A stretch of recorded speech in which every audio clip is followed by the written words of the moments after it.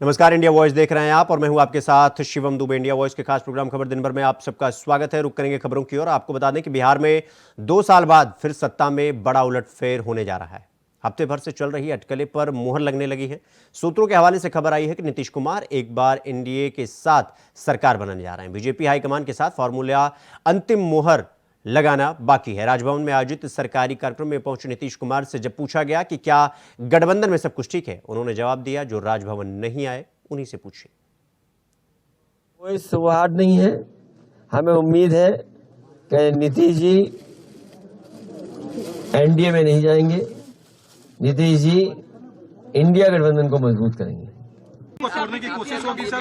नहीं, मेरे तो कुछ भी बनने का सवाल ही पैदा नहीं होता। मैं विधायक थोड़ी हूँ, मैं तो राज्यसभा के अंदर हूँ। लेकिन ये सब तो आगे की बात है। मीडिया स्पेकुलेट करता रहता है, तो मैंने कहा कि थोड़ा इंतजार करना चाहिए।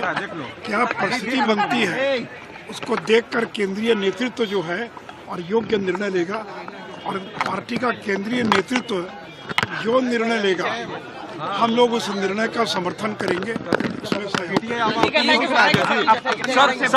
क्योंकि जिस तरीके से उप मुख्यमंत्री नहीं आए, हमको तो बहुत पहले से ऐसा एहसास रहा है, इसीलिए हमने कहा है कि गठबंधन लगता है कि ताश के पत्ते की तरह से छिड़क जाएगा। तो क्या खेला हो गया? जो आपने ट्वीट किया था खेला हो गया, तो कोई भी आदमी समझ सकता है कि खेला हो रहा है या नहीं हो रहा है। हमारे साथ जो भी निर्णय केंद्रीय नेतृत्व करेगा, मुझे पूरा भरोसा है कि राज्य हित में, पार्टी हित में केंद्रीय नेतृत्व निर्णय नीतीश कुमार आएंगे तो स्वागत कीजिएगा सर आप? मैं तो कह रहा हूं कि ये सब काम केंद्रीय नेतृत्व का है। केंद्रीय नेतृत्व जो भी निर्णय लेगा राज्य हित में और दल हित में, वो बेहतर निर्णय लेगा, मुझे पूरा विश्वास है। खुश नहीं लग रहे हैं? हम ना खुश भी नहीं होते, खुश भी नहीं होते। आपने कहा, मैं हंस दिया, मुस्कुरा दिया।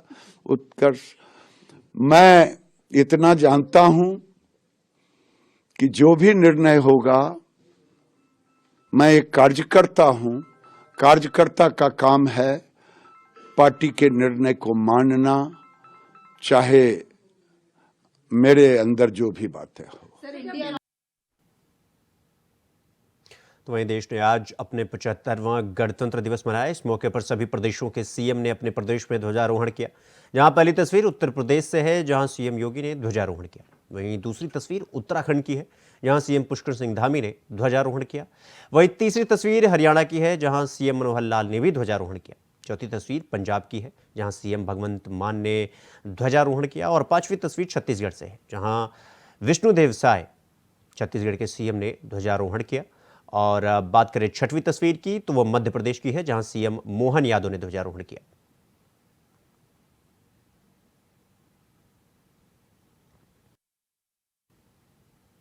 तो वहीं 75वें गणतंत्र दिवस के मौके पर दिल्ली बीजेपी अध्यक्ष जेपी नड्डा ने ध्वजारोहण किया। वहीं नागपुर में आरएसएस प्रमुख मोहन भागवत ने झंडा फहराया।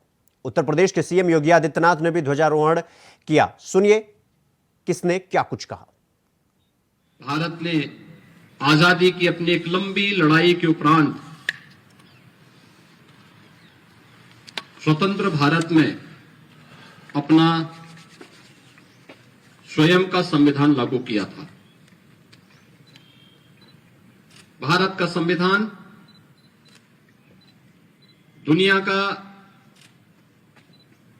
सबसे बड़े संविधान में से एक है, और भारत के संविधान ने भारत के महान स्वतंत्रता संग्राम सेनानियों, संविधानविदों और विशेषज्ञों के अनुसार जिस संविधान को अपने देश में लागू किया, पिछले 74 वर्षों से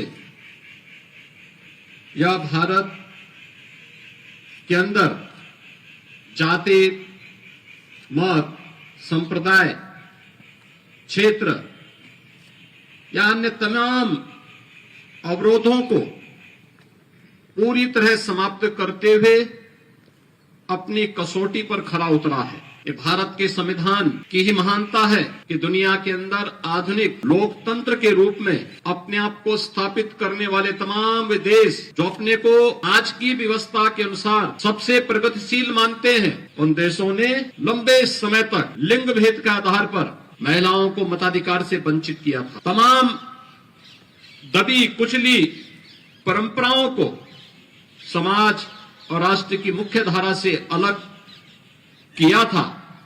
लेकिन भारत दुनिया का वह देश है जिसने संविधान लागू करने के साथ ही इस बात को भी सुनिश्चित किया था कि भारत के अंदर लिंग के आधार पर जाति, मत, मजहब, क्षेत्र के आधार पर किसी भी प्रकार का कोई भेदभाव नहीं होगा।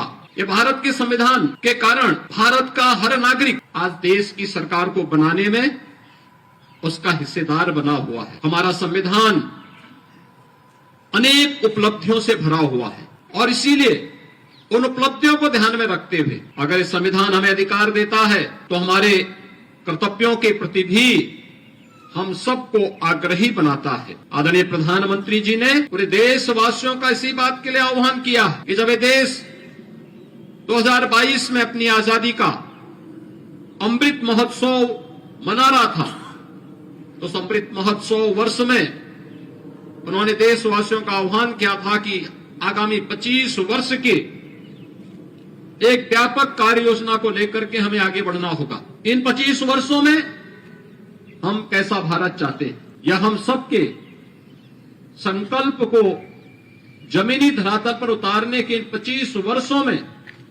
अगर हम सब अपने कर्तव्यों का ईमानदारी पूर्वक निर्वहन करते हैं तो 2047 आने पर भारत दुनिया के एक विकसित देशों की श्रृंखला में खड़ा होगा, जहां पर हर भारतवासी न केवल अपने देश और अपनी प्राचीन विरासत पर गौरव की अनुभूति कर पाएगा, बल्कि वह अपनी वर्तमान को सुखद और सुंदर बनाने के साथ ही अपने भविष्य को भी उतना ही उज्जवल बनाने के प्रति पूरी तरह आश्वानित होगा। 75वें गणतंत्र दिवस के शुभ अवसर पर मैं अपनी ओर से और अपनी पार्टी की ओर से सभी देशवासियों को और यहाँ उपस्थित सभी भाई बहनों को गणतंत्र दिवस की हार्दिक शुभकामनाएं देता हूँ।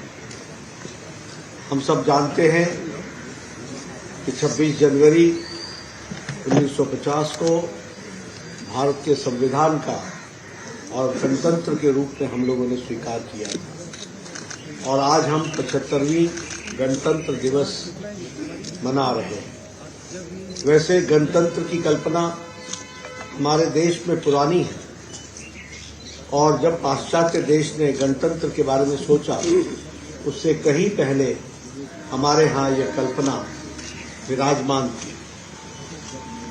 गणतंत्र की दृष्टि के अगर ध्यान में रखें तो जब देश आज़ाद 1947 में हुआ तो तब से देश ने एक लंबी यात्रा की और बहुत उतार चढ़ाव देखते हुए हमारा प्रजातंत्र हर पद पर मजबूत हुआ है और इसी प्रजातंत्र को मजबूती के साथ दुनिया में एक प्रजातांत्रिक देश के रूप में हम स्थापित हुए। ऐसे गणतंत्र और प्रजातांत्रिक देश में अब अमृत काल जहां प्रारंभ हुआ है वहीं प्रारंभ में ही हम सब लोगों ने प्रधानमंत्री मोदी जी के नेतृत्व में यह संकल्प लिया है कि भारत सक्षम भारत होगा, भारत विकसित भारत होगा, भारत आत्मनिर्भर भारत होगा और भारत देश को दुनिया के नक्शे पर अच्छी तरीके से आगे बढ़ने में स्थापित करने में अपना योगदान करेगा। और इसीलिए इस गणतंत्र दिवस के शुभ अवसर पर जहां मैं आप सबको शुभकामनाएं देता हूं, वहां हम सब के लिए ये संकल्प का दिवस भी है। ऐसा एक आत्मीयता का भाव रहता है, वही भाव आपस में व्यवहार में बंधुभाव के रूप में प्रकट होता है। उस बंधुभाव का हम स्मरण करें। भारतवर्ष के जन की ताकत अपरंपार है, वो कभी भी कम नहीं थी वो वैसी की वैसी बनी है, और उसके बल पर जब वो जागता है तो वो अनेक चमत्कार दुनिया में करता है, जैसा आज कर रहा है। ऐसा भारतवर्ष आएगा, ऐसा भारतवर्ष उठेगा, ये अगर 40 साल पहले हम कहते तो अपने ही लोग हमारी खिल्ली उड़ाते। लेकिन आज हम देख रहे हैं कि हर क्षेत्र में हम आगे बढ़ रहे हैं। ये शक्ति कहां से आई? ये शक्ति हमेशा थी, परंतु वो परिणामकारक तब होती है जब हम बंधुभाव की सामूहिकता में बंधे जाते हैं। ये केवल मेरे लिए नहीं है, ये सबके लिए है। मेरे सारे सामर्थ्य का उपयोग मुझे सबके लिए करना है, क्योंकि सब मेरे अपने हैं। दिखते विविध है, लेकिन हमारे देश में तो परंपरा है सारी विविधता का स्वीकार करने की। हम विविधता को अलगाव नहीं मानते। इस प्रकार बंधुभाव के साथ देश के लिए सब लोग मिलकर उद्यम करेंगे, संविधान के अनुशासन का पालन करेंगे, उसकी पवित्रता पर आंच नहीं आने देंगे, उसके भाव को ध्यान में रखकर उसका उचित उपयोग करेंगे, तो राष्ट्र उस उत्कर्ष की ओर जाएगा। ये करने के लिए हम लोगों में समर्पण का भाव चाहिए। खबरों में आगे बढ़ेंगे। आपको बता दें कि अगली खबर करनाल से है, जहां सीएम मनोहर लाल ने स्कूलों में कल के लिए छुट्टी की घोषणा की है। गणतंत्र दिवस के बेहतरीन कार्यक्रम के बाद सीएम मनोहर लाल ने हरियाणा के स्कूलों में छुट्टी की घोषणा की।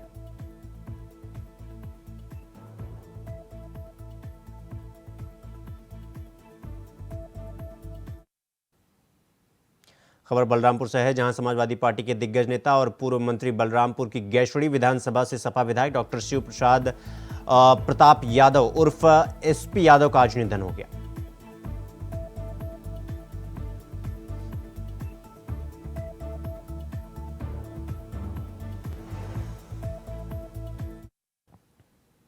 तो वहीं 75वें गणतंत्र दिवस के अवसर पर सहकारिता मंत्री जेपीएस राठौर रामपुर पहुंचे, जहां पुलिस लाइन में उन्होंने ध्वजारोहण किया। वहीं इंडिया वॉइस के संवाददाता ने सहकारिता मंत्री जेपीएस राठौर से खास बातचीत की है। सुनिए उन्होंने क्या कुछ कहा। गणतंत्र दिवस के मौके पर रामपुर पहुंचे हैं सहकारिता मंत्री जेपीएस राठौर जी। ऐसे में ध्वजारोहण किया है पुलिस लाइन में, और सभी जो पुलिसकर्मी थे उन्हें भी सम्मानित किया गया है। सर, पहले तो आपको और भारतीय जनता पार्टी को और रामपुर के सभी अधिकारियों को गणतंत्र दिवस की हार्दिक शुभकामनाएं। किस नज़र से देखते हैं आप? आज का दिन हम सबके लिए बहुत गौरवपूर्ण दिन है, और जिसके लिए सदियों में संघर्ष हुआ, तब ये दिन हमको देखने को मिला है। 26 जनवरी 2024 आज हम 75वां गणतंत्र दिवस मना रहे हैं, और किस आन बान शान के साथ तिरंगा हमारा लहरा रहा है। जिस तरीके से तिरंगा देश के हर कोने में लहरा रहा था, आज ये तिरंगा चंद्रमा पर भी लहराने का काम हमारे देश के वैज्ञानिकों ने किया है। देश के नौजवानों ने पूरी हमारी भारत भूमि को सुरक्षित करने का काम किया है, सीमाओं को सुरक्षित करने का काम किया है। आज उनकी वजह से हम चैन से सो रहे हैं। माननीय प्रधानमंत्री नरेंद्र मोदी जी और माननीय मुख्यमंत्री योगी आदित्यनाथ जी ने नागरिकों को जो सुरक्षा का भाव दिया है और नागरिकों को जो आगे बढ़ने के लिए प्रेरणा दी है, निश्चित रूप से भारतवर्ष उनसे प्रेरणा लेकर परम वैभव पर पहुंचेगा। और आज के दिन हम उन सभी शहीदों को नमन करते हैं, जिन्होंने अपने प्राणों की आहुति देकर इस देश को आज़ाद कराने का काम किया है। उन सभी लोगों को, स्वतंत्रता संग्राम के सेनानियों को भी, जिन्होंने पूरा जीवन अपना देकर इस देश को आज़ादी में अपना योगदान देने का काम किया है। उन सभी कवियों को, बुद्धिजीवियों को, वैज्ञानिकों को, जिन्होंने इस देश को बनाने संवारने में अपना योगदान दिया है। आज के दिन मैं विद्यार्थियों से, अपने बच्चों से अपील करना चाहता हूं कि भारत का भविष्य उनके हाथों में है, और 2047 तक इस भारत को विकसित राष्ट्र बनाना है, जो माननीय प्रधानमंत्री जी का सपना है। उस सपने को साकार करने के लिए हम संकल्प लें और पूरे जोश के साथ आगे बढ़ें। सर, क्या लगता है 2024 का अब चुनाव नज़दीक है, ऐसे में भारतीय जनता पार्टी कितनी सीटें जीत पाने में इस बार कामयाब होगी? क्योंकि प्रधानमंत्री मोदी जी कह रहे हैं, योगी जी कह रहे हैं कि सभी सीटों पर भारतीय जनता पार्टी अपना परचम लहराएगी। तो आपको क्या उम्मीदें लग रही हैं इस बार कि कितनी सीटें आप जीतेंगे? उत्तर प्रदेश में 80 की 80 लोकसभा सीट भारतीय जनता पार्टी जीतेगी और पूरे देश में एक जनभावना है, उसके आधार पे कह सकते हैं कि इस बार 400 पार जाएंगे और माननीय प्रधानमंत्री नरेंद्र मोदी जी प्रचंड बहुमत के साथ इस देश में सरकार बनाएंगे।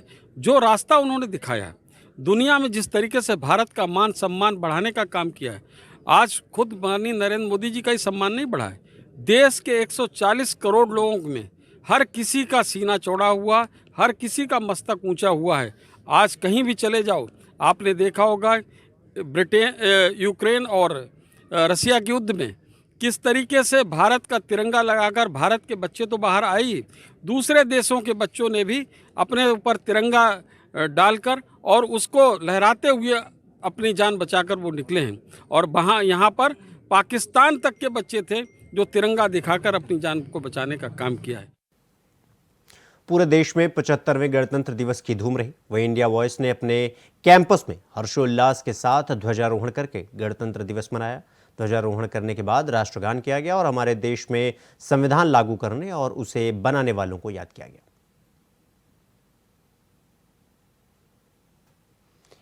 जी हाँ, ये इंडिया वॉइस की टीम ने आज 26 जनवरी के खास मौके पर ध्वजारोहण किया और संविधान बनाने वालों को इस मौके पर याद किया गया।